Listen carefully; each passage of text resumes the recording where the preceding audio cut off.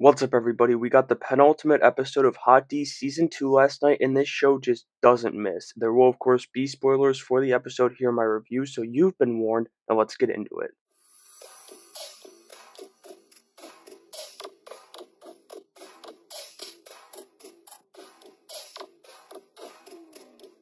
I'm going to start things out here with Team Green since there was a heavy focus on Team Black in this episode. In fact, there's really only two or three things I thought were noteworthy on this side this week. The first was Aegon's therapy, and for one, it was just nice having Tom Glencarney back actually doing some stuff again. But I also really like the portion of this scene when Larys comes in and he's fiddling with things as the Masters of Whisperers do. Then there's Alicent who just up and dips from the capital, after turning both her sons into monsters who, maybe that was the blood of the dragon, she gone. It's honestly kind of funny too, but there was some really great visual shots when she's out exploring nature, so, it pays off kind of.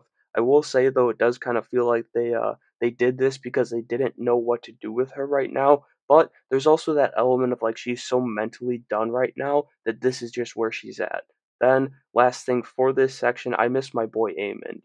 He's got that one scene at the end of the episode, and he does send those two knights to the wall, but he's really only got this one scene at the end where he and Vhagar ride to Dragonstone before turning back at the site of Rhaenyra's dragon army. I did like that scene, and again, I liked the episode, but I needed more of this one-eyed demon. Moving on to Team Black, though, they dominated this episode. Kicking things off, here is the opening scene of the episode is the scene of Adam bending the knee to Rhaenyra was amazing. Both actors, but especially Emma Darcy, brought the absurdity of this moment to life so perfectly with their shock and raw joy. I loved it. Rhaenyra also had that scene early in the episode where she tells Mysaria they're gonna raise an army of bastards, and as a huge Jon Snow fan, I was so fucking pumped during this rather calm scene. Anyway, we head to Harrenhal after that, and Daemon's talking to real people this week. Oscar Tully is back and is now the Lord of the Riverlands, and everything about this kid is awesome.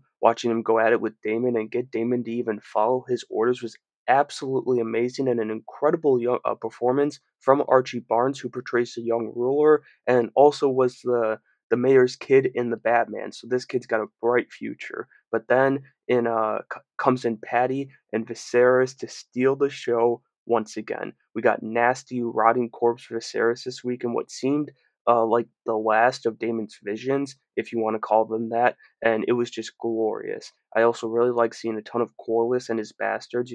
As shocked as I was that he had any, I'm quickly growing to like what they're doing with them and the relationship between an estranged and honestly ashamed father and his two illegitimate kids. But like, is he gonna start whipping out bastards like candy to provide dragon riders, or was he controlled in his wild days? I need next week's episode now.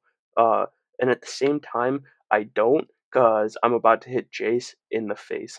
Like I said last week, I'm over him and Rhaenyra bickering, and it was even worse this week. I did love seeing Rhaenyra continue to win over the small folk, though. You've got people, granted starving people, leaving their families and their lives to go to Dragonstone. Then, as we see and as Rhaenyra warns, most of them don't make it back. Honestly, none of them make it back, probably because the survivors are dragon riders now. Speaking of, Vermithor and Silverwing are maybe the coolest dragons yet. This season really has been amazing when it comes to introducing the new dragons, and I just can't wait to see these big boys in action. Finally, I love the last shot of Rhaenyra with all her dragons as Aemon flees.